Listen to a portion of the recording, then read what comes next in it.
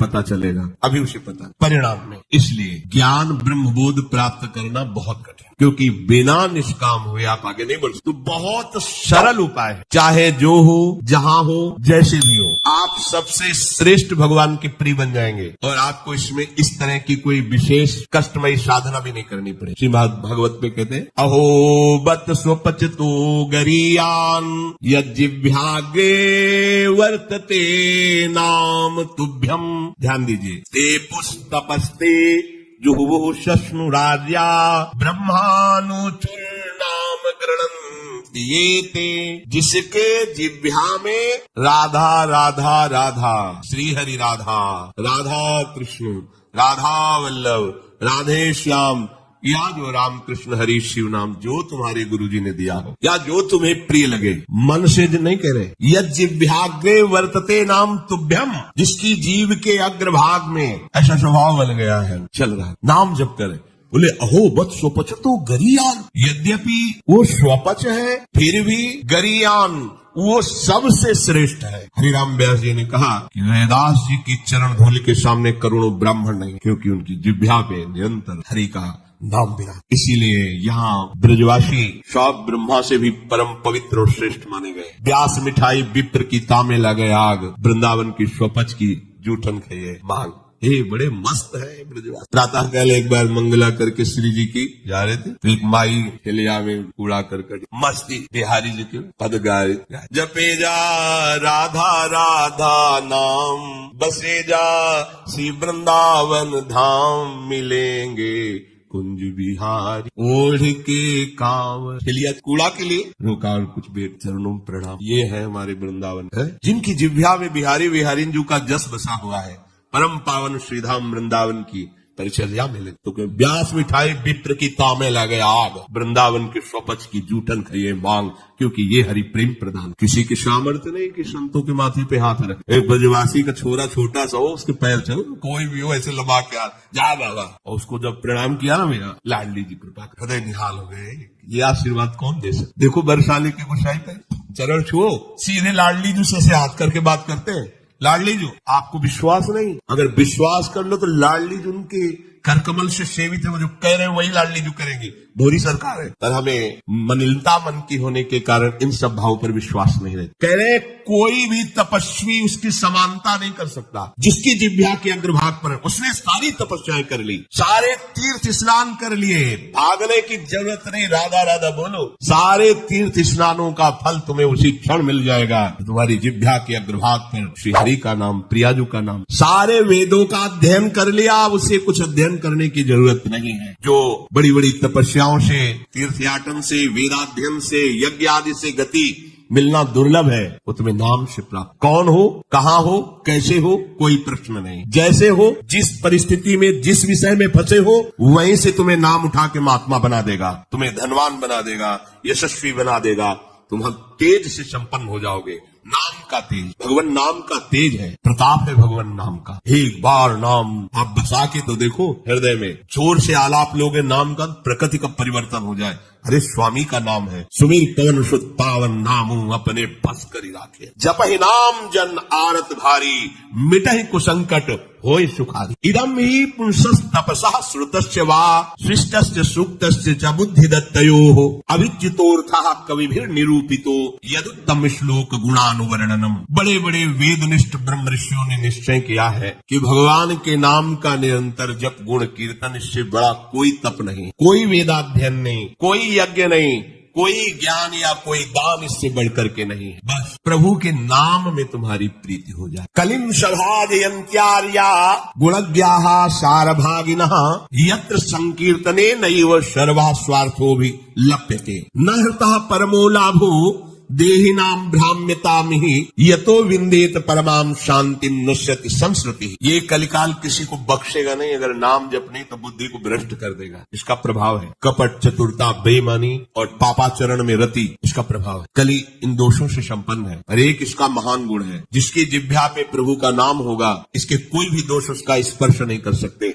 और कल स्वयं भयभीत हो जाता है। जिसकी जिह्वा पे नाम है, इसकी एक बड़ी प्रशंसा है। 10,000 वर्ष तपस्या करने पर जो फल मिलता है 24 घंटे निरंतर नाम जप करने से मिल जाएगा। कलयुग की ये विशेष महिमा है। हम लोगों को भगवत प्राप्ति बड़ी सहज है। दाहिने पैर के अंगूठे के बल हाथ उठा के ऊपर, बोले कितने वो 10,000, 10 सेकंड नहीं खड़े हो सकते। नहीं, दाहिने पैर के अंगूठे के बल हाथ उठा के 10 सेकंड नहीं खड़े हो सकते। और उससे भगवान की प्राप्ति की बात नहीं कही गई है। वो अलग अलग कामनाओं की अलग अलग 24 घंटे नाम कीर्तन करने से वो फल प्राप्त हो जो उनको 10,000 वर्ष ऐसे करने से। कलयुग का बड़ा प्रताप। जो तुम स्वार्थ की पूर्ति चाहते हो या परमार्थ की पूर्ति चाहते हो या तुम रोग का नाश चाहते हो, तो एकमात्र उपाय है भगवान के नाम का निरंतर। निरंतर शब्द में बड़ी कठिनता है। महात्मा जन इसी का प्रयास करते। अव्यावृत भजना ये सिद्ध अवस्था है। निरंतर भजन आपसे निरंतर ना हो तो थोड़ी थोड़ी देर में स्मरण करने का अभ्यास बना लीजिए। एक बार सत्संग में अगर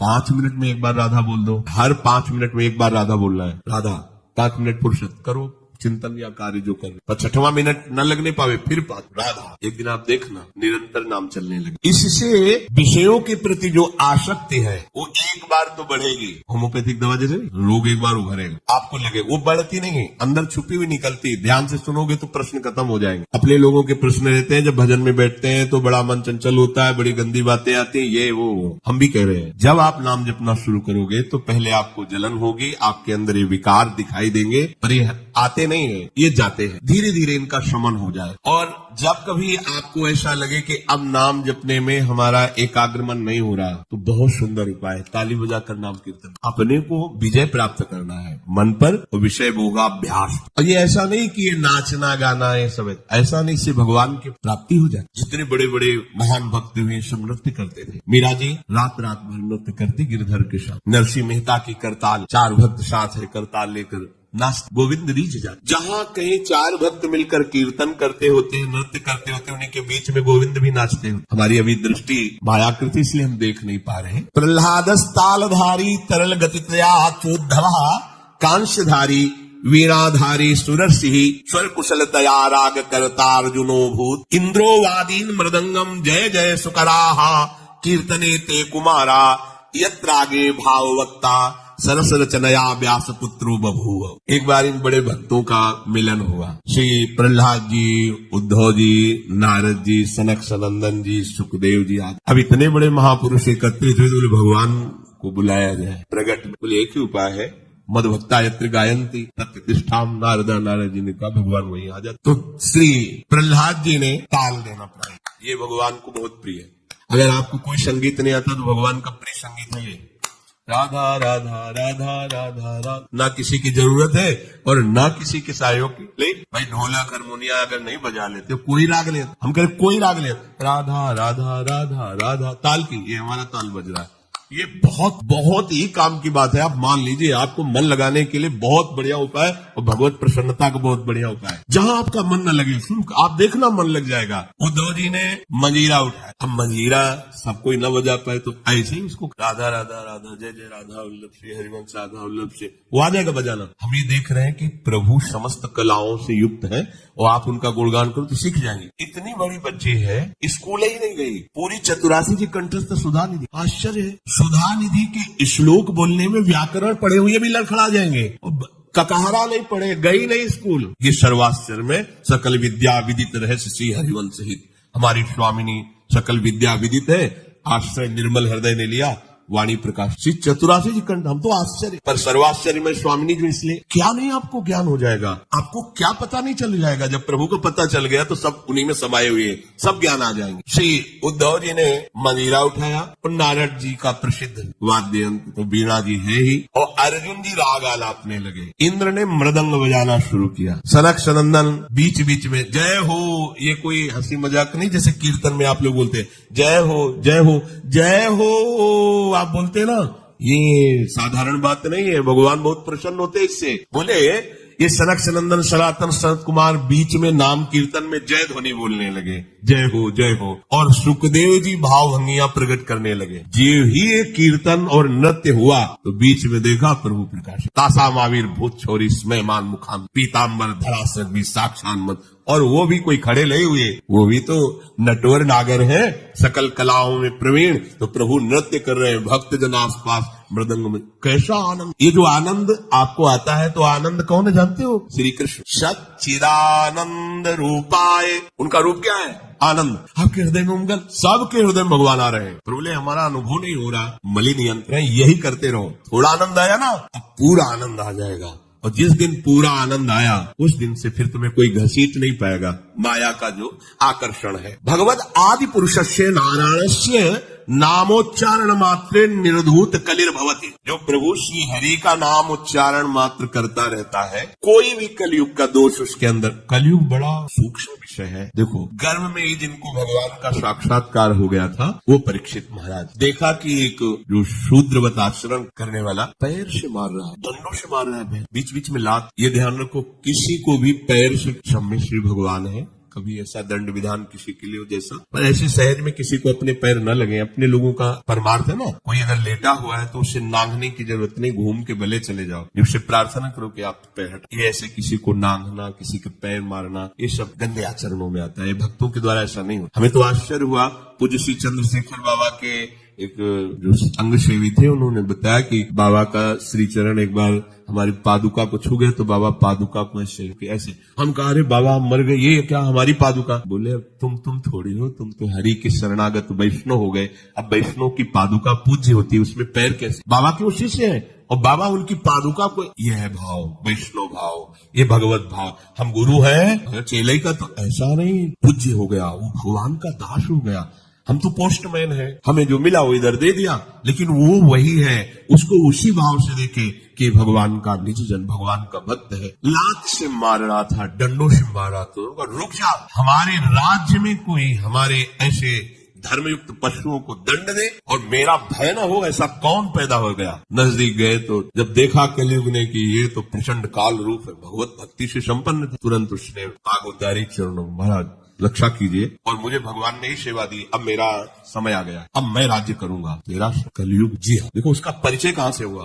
अधर्माचरण से। तो उनका जब तक मैं जीवित हूं तब तक तेरा राज्य नहीं आने। हमारी प्रजा में अधर्माचरण फैल होगा, आपको कुछ न कुछ तो स्थान देना ही होगा कि आप ठीक मदिरालय, और जो मदिरा सेवन, और जहां शरीर को बेचा जाता हो, भ्रष्ट आचरण किए जाते हो, जहां जुआ खेला जाता हो, ये द्वित कीड़ा, मद्यपान करना, व्यभिचार करना। व्यभिचार उसे ही कहते हैं जो धर्म से रहित काम संभव होता है, जो अपनी एक पत्नी व्रत रहकर भगवान की भावना से संतानोत्पत्ति की क्रिया, उसे व्यभिचार नहीं कहते, वो दोष युक्त नहीं, गृहस्थ धर्म के अंतर्गत है। लेकिन जो अन्य ऐसी भावना, कलयुग को आदेश दिया कि आप रह सकते हो, जो मदिरा पीता है, जो भ्रष्टाचरण करता है, और जो मांस खाता है, और जो देव कीड़ा करता है, आप, क्योंकि वहां कोई ऐसा करता ही नहीं, यहाँ रह सकते। उनका महाराज आपने सब गंदे गंदे स्थान तो दे दिए, थोड़ा तो सांस लेने की जगह दो। उनका ठीक, अधर्म से कमाया हुआ स्वर, उस पर वो खुश हो गए। हाँ ठीक है महाराज, आपकी आज्ञा के विरुद्ध बिल्कुल नहीं चलूंगा, चलेगा। जरासंध का जब वध हुआ था तो उसका मुकुट जो था विजय में, तो भीम ने ही तो भगवान की प्रेरणा, तो अब ये उन्हीं के तो वंश में है ना। धरते ही शिकार की वृत्ति जागृत हुई, जंगल में गए, शिकार तो मिला नहीं, प्यास से व्याकुल हो गए। एक महात्मा समाधि में बैठे हुए थे, उनके आश्रम में प्रवेश किया। महात्माओं के आश्रम में प्रवेश करने की मर्यादा होती, पाग, अस्त्र शस्त्र, अपना पद का भाव ये बाहरी रख, क्योंकि यहाँ सर्व लोक महेश्वर भगवान के चिंतन में लगे हुए हैं, और विश्वास रखे कभी अमंगल नहीं हो सकता। तुम्हारे अंग रक्षक तुम्हारी रक्षा नहीं कर सकते जैसा भगवान नाम रक्षा करता है। तो भगवान नाम का वहाँ सुरक्षा कवच होता है, जहाँ भगवत प्रेमी महात्मा होते हैं। इसलिए बहुत जगह शास्त्रों में पाया गया है, जैसे कर्ण ऋषि के आश्रम में दुष्यंत जी तो अंगरक्षकों को बाहर ही छोड़कर अपना राजमुकुट और चरण पादुका उतार करके बड़ी दैन्यता से, ऐसे कई जगह महात्माओं के, पर आज ही भूल गए। ऐसे आश्रम में प्रवेश के घोड़े से उतरे, कोई है, प्यास लगी है, तो ये मर्यादा है कि यदि राजा पधारे तो खड़े होकर उसका स्वागत, क्योंकि हम राजा के राज्य में रहकर भजन करते हैं। वो राजा हमारे भगवान का स्वरूप है, उसका खड़े होकर स्वागत और अर्घ आदि दिया जाए, ऐसा पूर्व ऋषियों ने किया है। अब वो समाधि शमीक ऋषि, उनका नजदीक गए, बड़े बड़े महात्माओं के दर्शन किए होंगे, तो क्या जानते नहीं कि समाधि अवस्था में है। समाधि अवस्था केवल शरीर दिखाई दे रहा है, बाहर से आप उसे मृत जैसा भी कह, अमृत स्थिति है, प्राण वायु भी संचलन नहीं हो रहा है, वृत्ति अंदर से, बाहर से सब क्रियाएं रुकी हुई, समाधि की अलग अलग स्थितियां होती। तो आज इनको देखो कलयुग का प्रभाव, उनको ढोंग नजर आ रहा है। राजा आया, इसे क्या बात करना है, बस ये बात सोच करके तुम आंख मूंद के बैठ गए, और बाहर निकले, देखा एक मरा हुआ सर्प पड़ा हुआ था, उसे उठाया उनके गले में। ये कलयुग का दोष, एक महात्मा पर पाखंड का आरोप। जब कलयुग चढ़ जाएगा तो तुम्हें सब ऐसे नजर आएगा, सब पाखंड, सब भ्रष्ट है, अरे सब नाटक, कलयुग का स्वभाव। और उनका अपमान करने की चेष्टा, ये अपमान है। अच्छा, उनको पता भी नहीं है कि कोई आया है, कोई ऐसी चेष्टा। चले गए। कुछ ब्रह्म ऋषि बालक कोई सेवा कार्य से आश्रम में प्रवेश किए तो देखा समीक ऋषि के गले में मरा हुआ सर्प। बाहर वनवासियों से पूछा कौन आया था? बोले चक्रवर्ती सम्राट महाराज परीक्षित। दूसरा कोई नहीं गया? नहीं। तो ऐसा अमंगल कार्य, इतना उनका अभद्र व्यवहार एक ब्रह्म ऋषि से। छोटे छोटे बालक ही ऋषियों के थे। गए और श्रृंगी ऋषि तर्पण कर रहे थे सूर्य भगवान का, तो जाके कहा कि आपके पिता के गले में मरा हुआ सर्प महाराज चक्रवर्ती सम्राट परीक्षित ने डाल दिया है। ऐसा धर्म का शासन करने वाला राजा अब इतना धार्मिक हो गया कि संत महात्माओं की स्थिति को भी नहीं जानता और अपमान कर दिया। ये समझते हैं कि इनको कोई दंड नहीं दे सकता, तो ये भूल करते हैं। ये दंडधारी राजाओं से भी बढ़कर प्रचंड दंड देने का अधिकार ब्रह्म ऋषियों के बालकों को भी है। जल उठाया और कहा मैं सत्य को साक्षी करके इस राजा को शाप देता हूँ, 7 दिन के अंतर्गत भयंकर रूप धारण करके तक्षक डसे, उसकी 7वें दिन मृत्यु हो जाए। अब आए अपने पिता के गले में लिपट कर रोने लगे। बहुत हिलन डुलन रोने की आवाज, धीरे धीरे प्राणवायु संचलित, आंख खुला और कहा रो क्यों रहे हो? उन्होंने कहा सर्प डाल करके परीक्षित जैसा अपमान, कोई बात है, और हमें चाहिए था कि हम उनका उठकर स्वागत करते, उनको जला भी पिलाते, गलती हमारी। देखो ब्रह्म। तो अन्य ऋषि बालकों ने कहा कि श्रृंगी ने तो शाप दे दिया। तुमने भयंकर ऐसा किस कार्य, वो शाप के योग्य? क्या साथ दिया? बोले 7 दिन में तक अक्षर पाएगा डस। अब तो उनकी भी सामर्थ्य नहीं, पिता की भी की मिटास। ब्रह्म ऋषि के वचन ऐसे नहीं होते। तो ना ब्राह्मणत्व रह गया, न तपस्या रह गई, न भजन रह गया है, न भाव रह गया है। दिन भर हम झूठ बोलते रहते, तो हम कुछ भी बोले क्या लागू होगा? सत्य का चिंतन करता है, ब्रह्मचर्य से रहता है, सत्यवाणी बोलता है, वो आज भी बोल दे तो वैसे ही हो जाएगा जैसा बोले। एक बालक के वचन को ब्रह्म ऋषि भी नहीं मिटा। अपने शिष्यों को भेजा, जाओ निवेदन करो महाराज परीक्षित को। उधर हो गए, जीव ही मुकुट उतार के, ये क्या हो मेरे द्वारा, ये क्या? हाय हाय मच गया हृदय में। मैं किसी महात्मा के साथ ऐसा व्यवहार कैसे कर सकता हूँ? भगवान मुझे दंड दे। ये है धर्मात्मा का, भगवान मुझे दंड दे, बिल्कुल क्षमा न करे। इतने में ऋषि के शिष्य पहुंच जाते हैं और कहा महाराज आपको एक सूचना है, बड़ी अशुभ सूचना। आपके द्वारा जो कृत्य हुआ उसका दंड विधान श्रृंगी ऋषि ने कर दिया है। आज के 7वें दिन तक चक्षर पाप को डसेगा, आप अपना उपाय कर लीजिए। कल्याण का, बचने का तो कोई उपाय ही नहीं है। बहुत प्रसन्न हुए जैसे किसी ने उनको महासुख दे दिया। ये है भगवान के आश्रित, कोई भी साप ताप भय नहीं प्रदान कर सकता। प्रसन्न हुए, मैं तो मांग ही रहा था कोई दंड मिले। बहुत अच्छा। जन्मेजय को बुलाया, उसी क्षण रात दिया और गंगा किनारे जा करके बस आमरण अनशन व्रत, एक बूंद पानी भी नहीं पीऊंगा। और कैसी भगवत प्राप्ति हो, 7 दिन में चिंता नहीं कर रहे थे। बड़े बड़े संत महात्माओं ने जब साप की बात सुनी, सब आ गए गंगा की। उसमें भगवान व्यासदेव जी, वशिष्ठ जी, बड़े बड़े महापुरुष नामी सब आ गए। सबसे पूछा 7 दिन में निश्चित भगवत प्राप्ति हो जाए, आप सब हमें ऐसा उपाय बताइए। सब आपस में विचार ही कर रहे थे। इतने में देखा आनंद में मगन हुए निर्वस्त्र दिगंबर भगवान सुखदेव, 16 वर्ष की अवस्था है, कृष्ण नाम जिह्वा से निकल रहा है, जीव ही है सब। कैसे 7 दिन में भगवत प्राप्ति? बोले 7 दिन के पहले ही तुम्हें साक्षात्कार श्रीमद् भागवत श्रवण कराया और पूछा बेटा परीक्षित तुम्हें इस समय क्या तक्षक से डर है?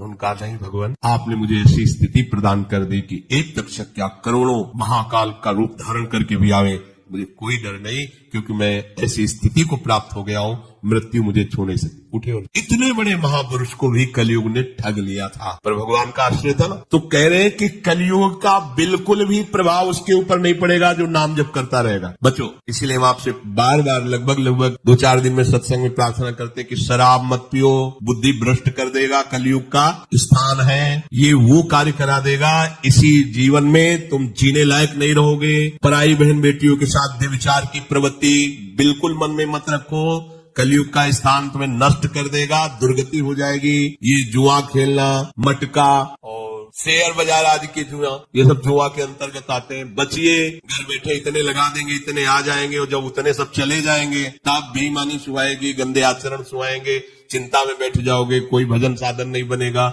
मेहनत करो, धर्म से कमाओ, मांस मत खाइए, कलयुग का निवास स्थान है, मांस खाओगे बुद्धि भ्रष्ट हो जाएगी, कलयुग तुम्हारी बुद्धि भ्रष्ट कर देगा। किसी के धन की चोरी मत कीजिए, संपत्ति का किसी भी तरह से अगर चोरी से लाए तो परिवार को नष्ट करने वाली चेष्टा हो जाएगी। अपने हाथ से अपने परिवार को नष्ट कर दोगे, देख लेना। ऐसी बुद्धि भ्रष्ट होगी कि जो तुम्हारे परिवार को ही तुम्हारे आचरण दुखदायी बन जाएंगे, जिनके सुख के लिए तुमने चोरी की थी। ये कलयुग के स्थान है। अगर कलयुग के प्रभाव से बचना है, निर्धूत कलिर्भवति, बोले भगवद आदि पुरुषस्य नारायणस्य नामोच्चारण मात्रेण। नाम बहुत बढ़िया अंग रक्षक है। कोई भी आपको दोष युक्त नहीं कर पाएगा यदि नाम चल रहा है। तो अगर हमारे दोष जमा है, देखो हम बार बार प्रश्न करते हैं, हमें सुख मिले, हमारी विपत्ति कैसे हटे, हम चाहते हैं कि ये काम बन जाए, वो काम क्यों नहीं बन रहा? क्योंकि तुम्हारे पाप जमा है। खुली बात, पाप ये दान पुण्य से नष्ट नहीं होंगे। दान पुण्य एक क्रिया है, शुभ क्रिया है, पुण्य क्रिया वो अलग जमा होगी। हमको एक ऐसी बात चाहिए जिससे पुण्य भी हो और पीछे के पाप नष्ट हो जाए। तो कह रहे वज्रम पाप मही भृताम भवद्रोदेकस्य सिद्धौषधम। पाप चाहे तुम्हारे पर्वत के समान हो, उनको विनाश करके तुम्हारे पुण्यों को बढ़ा देगा। पुण्यों को बढ़ा देगा पहाड़ जैसे, और पाप को मिटाकर धूल कर देगा। जैसे देवराज इंद्र जिस पर्वत पर प्रहार करे वज्र का, तो धूल बन के रह जाएगा, एक कण भी उसमें नहीं होगा। वज्र की ताकत है। तो बोले वज्रम पाप मही भृताम भवद्रोदेकस्य सिद्धौषधम मिथ्या ज्ञान निशा विशाल तमसिस्तिगमांस बिंबोदय। तुम्हारे पाप पर्वत को चूर चूर करने के लिए वज्र के समान है कृष्ण नाम। तुम्हारे